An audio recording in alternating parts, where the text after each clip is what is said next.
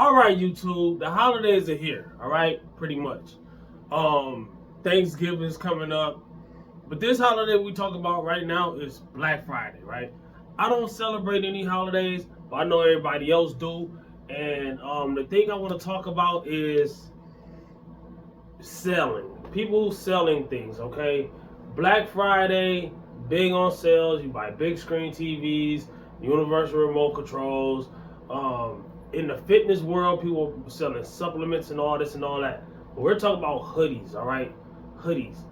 Lee Priest, one of the biggest names in bodybuilding, one of the legendary biggest arms in bodybuilding. Of course, not Natty. This is not a Natty or not, but he's a back in the days um, pro bodybuilder, right? So he competed against like Ronnie Coleman and stuff like that. He's been lifting since he was like 12 years old, and the thing about it is he stood up for what was right like a year or two ago, standing up against bodybuilding and how things are going. I'm not really a big bodybuilding fan, so I can't go into specifics on that. But you know, salute to him for that. But then you turn right around and to each his own. And that's why I put a question mark after the clown, right? From legend to clown, right? People do anything to sell. Let me take this hoodie off. It's kind of hot. But people do anything to get your money. People see beginners as gullible. People see beginners as gullible. I tell people all the time, watch out for this and watch out for that. Whether you see it as this or that or whatever. This isn't as bad as the guys that's selling supplements, all right? Supplements can work, you know, but the way a lot of people sell supplements, they sell things that don't work. They have ingredients that do work, but they're very underdosed. All right, so people are basically selling people something that's going to do nothing for them. And as a beginner, they see you as a beginner, and they prey on you. I call them the wolves. All right, and you're like the deer. You know what I'm saying? They prey on you. So New Year's is coming up. So I'm not dissing Lee Priest, but I do want to say, I want to use this as an example to pay attention to things before New Year's come up, right? So a lot of people are not going to start their diet before New Year's. I recommend you should. But what about Thanksgiving? I don't celebrate, but if I did, I still eat Thanksgiving dinner. I would pig out on Thanksgiving. Well, you know what that'd be? A cheat day. Christmas. I don't celebrate Christmas. But if I did and I wanted to eat, then it'd be a cheat day. All right? So do your research on why you shouldn't celebrate certain holidays if you want to. I don't judge, and don't judge me. People always judging me, right? But what I'm saying is, what I'm warning is New Year's. 99% of people that's watching this video right now is going to have a New Year's resolution, and one of the biggest New Year's resolutions is, and I don't believe in New Year's resolutions, but do what you want to do. People fail their New Year's resolution for certain reasons, but mainly reason they failed is because they waited in the first place, right? But what I'm saying is, people that's been in the fitness industry, trainers, gym owners, supplement stores, and people who sell supplements, influencers on social media, you can watch my stuff and analyze me and see if I'm one of them. I'm just pointing it out to you. They know that y'all are going to start on New Year's. They know that this is the time to push this on you and push that on you.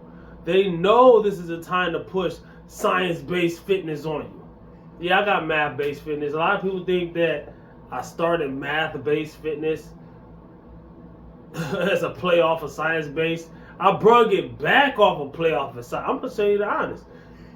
But I've been saying math over science. Type in Repetime Fitness, math versus science. And see how many years ago I've been said this. I've been preaching this for a long time. And my stance on it has not changed. All right. Somebody said in my comments the other day, or a week ago, something like that, science-based fitness is based on math. You're right. But people that does science-based fitness, and I'm not saying Lee Priest does that. I'm just saying like it's a big old thing right now. They usually use that to say the studies say this, and to make it to where you can't argue with their information. And then later on, their information gets debunked, or they get exposed for something, or they lied about something, they try to cover up something or something. All right. But yeah, it's all about making money off of you. All right. Gym. You go to any gym, they're gonna tell you you need one of our trainers. Every gym that I've been into, as in the last couple years, last 5 or 6 years, they ask me for advice. Yeah, every gym that I've been to, they ask me for. The gym I go to now, they really haven't. I don't think. Did they? Did anybody ask me for advice? I don't think so.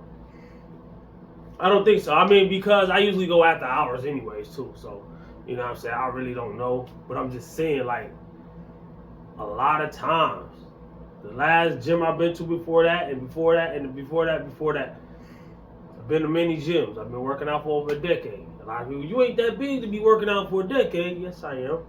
I'm natural. See, a lot of people are misconstrued because they watch this YouTube so much, and they watch these bodybuilders, they watch these celebrities, they watch all these people who are juicing, and then they figure out that they can't do it as fast as they did, and then they start juicing themselves. Just like even weight loss, it ain't even about just bodybuilding and building muscle. Weight loss. People are taking shots that's effing them up. I know so many people who are sick from taking different shots. They feel all kind of ways where they could have just learned how to diet. They say, oh, I tried everything. No, you tried everything that you know of. You didn't listen to anybody that know what they're doing. You listen to yourself and your peers.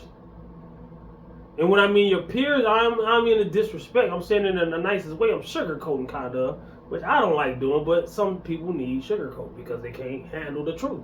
But I'm going to tell you the honest truth right after I sugarcoated it. The honest truth is people who are overweight and obese, which I'm not dissing, I'm sugarcoating again. I used to be overweight and obese. I used to be almost 300 pounds. People who are overweight only listen to other overweight people when it comes to weight loss. That doesn't make sense. Why not listen to somebody who lost weight? I used to be that weight. Now I'm not. Even on a bulk right now, I'm 180 pounds.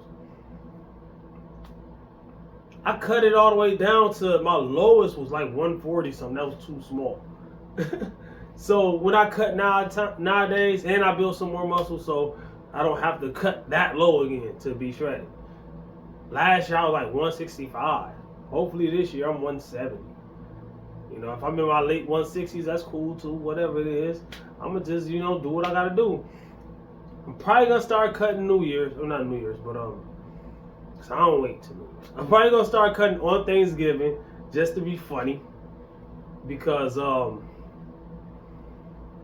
everybody else gonna be pigging out, having a day. I might even do a 24-hour fast. I don't know.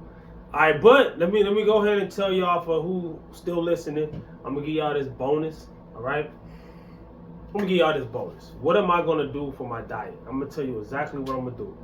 All right, every day I do swing shift, so I'm on 2 weeks on day shift, 2 weeks on night shift. So I can't say morning or night or whatever. I'm just saying from when I wake up. Whatever time I wake up, whether it's daytime or nighttime, I do 2 weeks on days, 2 weeks on nights. So when I'm on nights, I gotta sleep during the day, and vice versa, right? So whatever time I wake up, right before work, right? And on my days off, I'm gonna tell you about that too. All right. So when I wake up, I'm gonna do a 6-hour fast. 6-hour fast, that ain't long enough. I was also fasting in my sleep. So if I slept 6 hours and I woke up and fasted 6 hours, that's 12 hours. I don't need to do a certain amount of time. I just want to have enough to where my body can use some body fat throughout my activity, right? If I'm working or if I'm working out or whatever, I'm pretty much fasting. then I'm gonna feed. And what am I gonna eat? I'm gonna lose weight, even though I tell people a lot of times don't rush your weight loss. I'm gonna rush mine. Why? Because I only got 10 pounds to lose. I'm not worried about hitting plateaus. I'm not worried about losing muscle. I'm not worried about losing strength. I'm not worried about none of the things that I teach people to lose weight slowly for. You know what I'm saying? I'm not worried about none of that. So what I'm gonna eat is, I'm not a big keto guy. I'm not a big low carb guy, but and I like to get my essential fats, right? But since I'm cutting fast, I got 10 pounds to lose. I want to lose that in a couple weeks, right? I'm gonna do a mostly protein diet, which is called the protein sparing diet. I'm gonna modify it. You know, a lot of people that do that they don't even eat fruit. They just eat leafy green vegetables and meat. I'm gonna eat fruit. I'm gonna break my fast for fruit and a lean protein. A lean protein meaning either some lean meat, some egg whites, or fish or something like that. You know what I'm saying? But prepared in a lower calorie way, not fried in deep grease oil. You know what I'm saying? Not adding 1,000,000 calories to it. So that's gonna be my break, my fast, right? Then I'm going to, on days I work, I don't know. I might have to bring the food with me then. I don't know. I'm gonna have to replan it, right? So I could eat a can of tuna. Can of tuna on my first break. I do 12 and a half hours. Let's see. If I go to work, if I'm on the floor at 7, 8, 9, 10. So within 3 or 4 hours, I'm eating my first meal. And it's probably gonna be a can of tuna. Then I'm eating another can of tuna. Then I have my fruits and vegetables. I don't know. I'm gonna have to plan it out. I don't know. I really don't know. But whatever it is for a short term, right? And I'm gonna lose that 10 pounds. But I'm also gonna be crushing the gym because I do not want to lose my strength.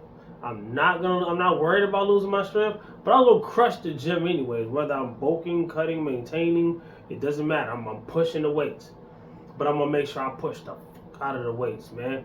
Because if I could get back to like 330, 340 on bench, I was at 365 before when I was fat. But you know what I'm saying?